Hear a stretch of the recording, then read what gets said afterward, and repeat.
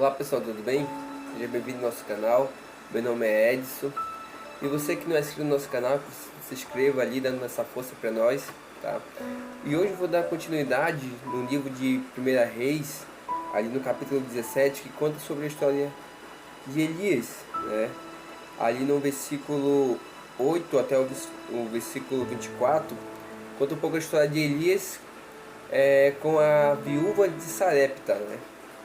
Vamos lá, então vou ler aqui pra gente entrar no assunto.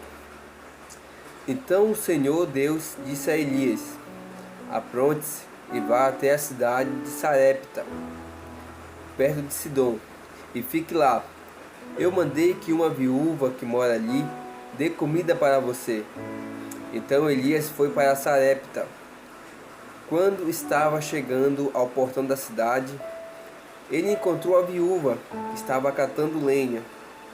Elias disse a ela: por favor, me dê um pouco de água para beber.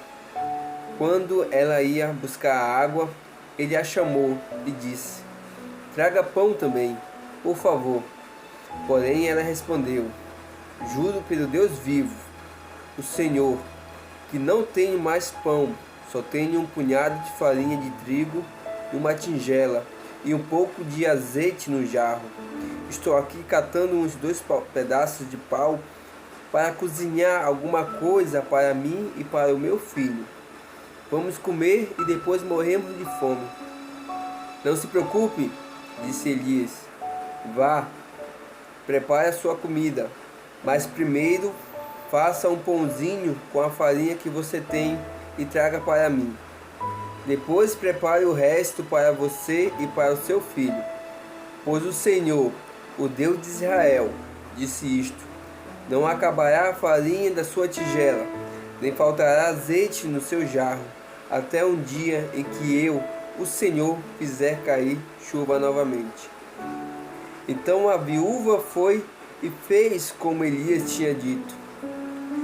E todos eles tiveram comida para muitos dias, como o Senhor havia prometido por meio de Elias. Não faltou farinha na tigela, nem azeite no jarro. Algum tempo depois, o filho da viúva ficou doente. Ele foi ficando cada vez pior e acabou morrendo. Então ela disse a Elias: homem de Deus, o que o Senhor tem contra mim? Será que o Senhor veio aqui para fazer com que Deus lembrasse dos meus pecados e assim provocar a morte do meu filho? Dê-me o seu filho, disse Elias. Então pegou o menino dos braços da mãe e o levou para o andar de cima, para o quarto onde estava morando, e o colocou na sua cama. Então orou em voz alta assim: ó Senhor, meu Deus, por que fizeste estas coisas tão terríveis para esta viúva? Ela me hospedou e agora tu mataste o filho dela. Aí Elias se deitou em cima do menino 3 vezes e orou deste modo: o Senhor, meu Deus, faz com que esta criança viva novamente. E o Senhor Deus respondeu à oração de Elias. O menino começou a respirar e tornou-se a viver novamente. Elias pegou o menino e o levou para baixo, para sua mãe, e disse: veja, o seu filho está vivo. Então ela disse a Elias: agora eu sei que o Senhor é o homem de Deus, e que Deus realmente fala por meio do Senhor. Amém?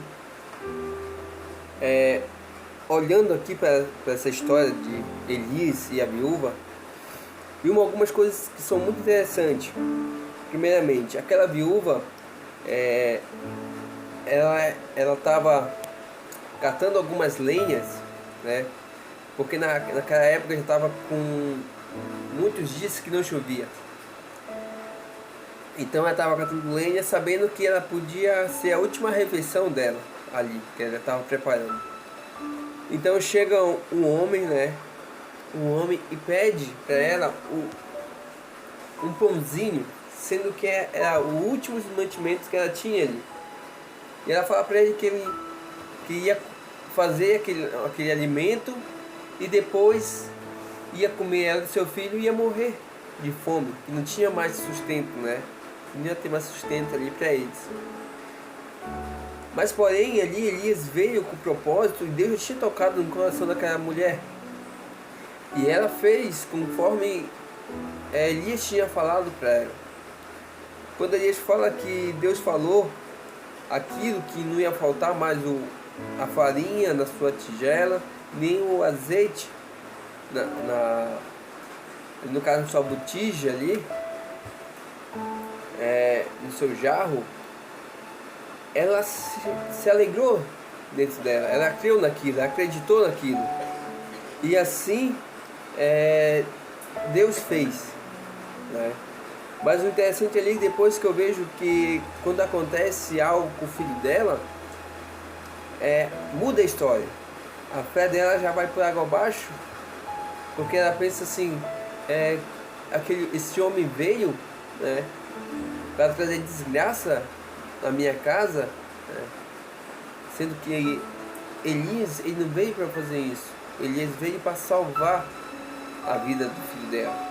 Foi algo mais, acho que foi mais importante ali que aconteceu na vida dela. Foi ver o milagre, né? Aquele milagre. Ela já tinha visto um milagre anteriormente, mas quando ela viu que o filho dela estava morrendo, ela desacreditou, né? E muitas vezes acontece isso nas nossas vidas.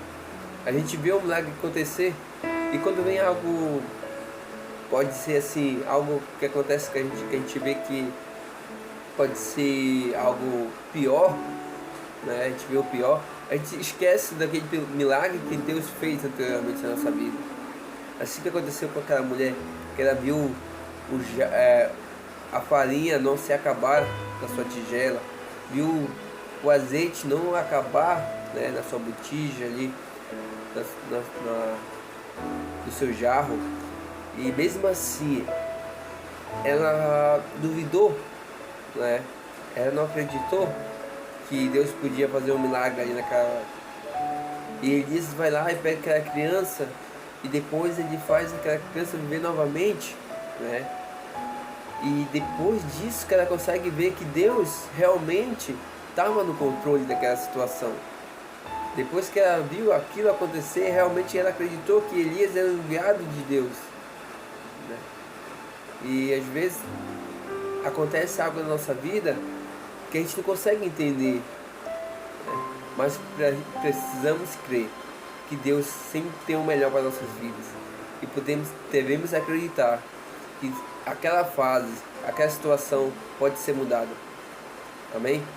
Que Deus abençoe todo mundo, né? Que está vendo esse vídeo aí, e que todo mundo tenha uma vida abençoada ali, um dia abençoado. Isso aí, galera, que não esqueça de dar um joinha ali no nosso vídeo ali, né? Que Deus abençoe a todos. Um abraço.